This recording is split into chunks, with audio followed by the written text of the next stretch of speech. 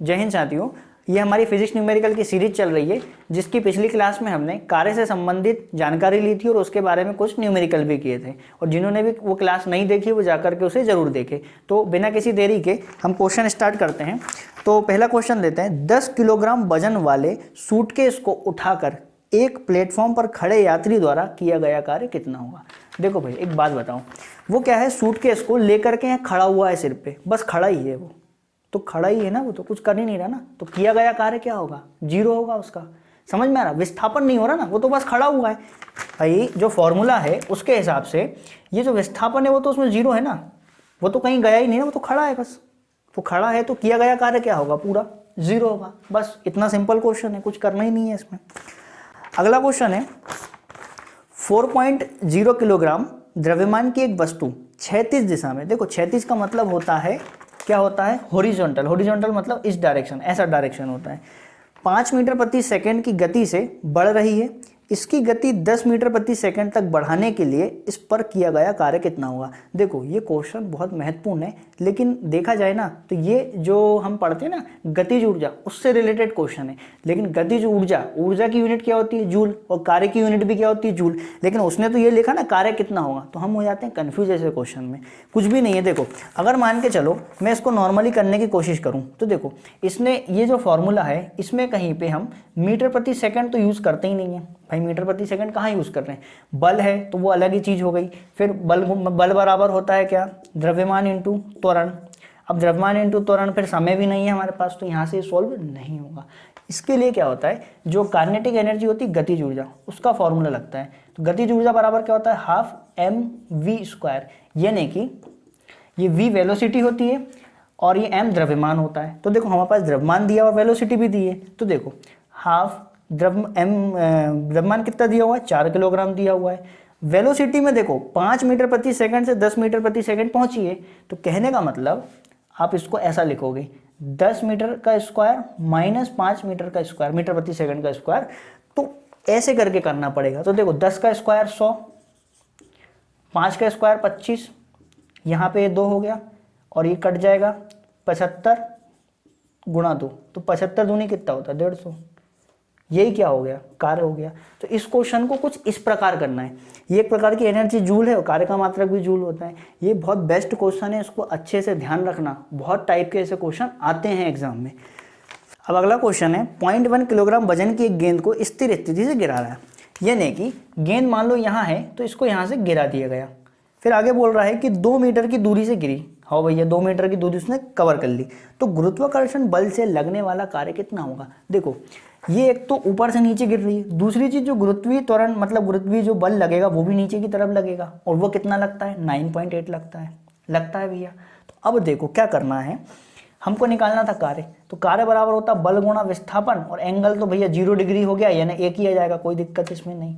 अब देखो जो बल लग रहा है, बल कितना लग रहा होगा, 0.1 किलोग्राम उसका द्रव्यमान है, और कितनी ग्रेविटी लग रही है, 9.8। तो यहाँ से क्या निकलेगा, उसका एक्चुअल वजन निकलेगा ना, वजन कितना होगा, तो यहाँ से हो जाएगा कितना, 0.98।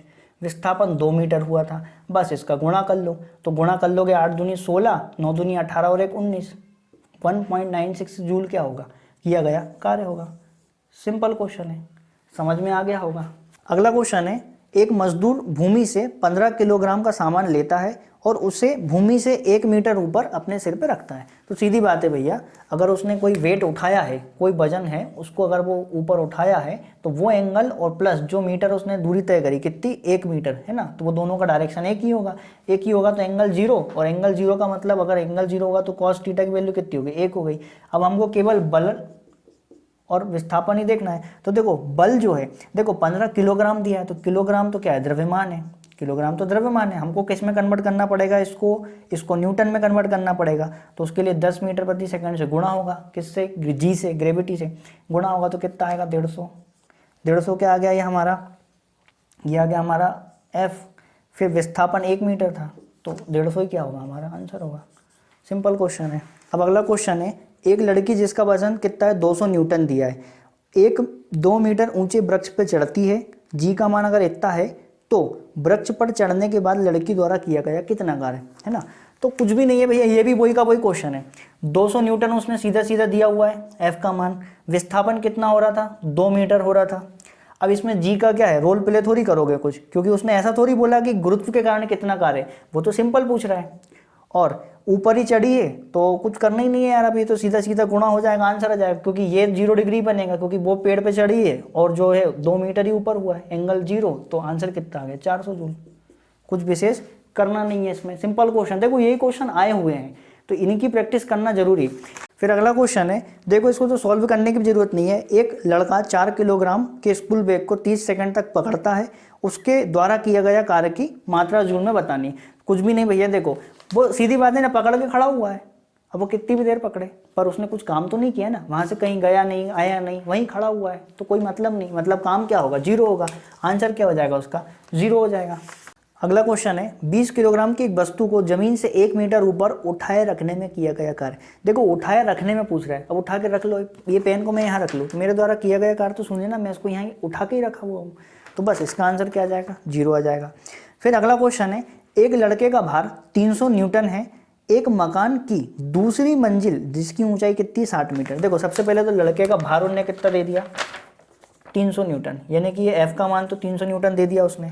फिर उसने बोला कि एक दूसरी मंजिल जिसकी ऊंचाई कितनी, 7 मीटर, यानी विस्थापन उसमें 7 मीटर हुआ, तक चढ़ने के बाद वापस नीचे आ जाता है, तो वह कितना कार्य करता है। अब देखो भैया क्या था, उसने बोला एक एक लाइन यहाँ गड़बड़ कर दी, नहीं तो आधे से लोग क्या करेंगे यहाँ पे 7 या 2100 जूल, पहला आंसर सही, जबकि ये क्या हो गया गलत। क्यों, क्योंकि उसने बोला क्या है, ऊपर गया और वापस वहीं आ गया, सीधी बात है ना। मम्मी ने बोला है लोटा उठा के उधर रख देना, पर तुम लोटा उठाए और वापस वहीं रख दिया, तो तुम्हारे द्वारा किया गया कार्य शून्य। इनने भी वही किया, ऊपर गया वापस नीचे, किया गया कार्य शून्य।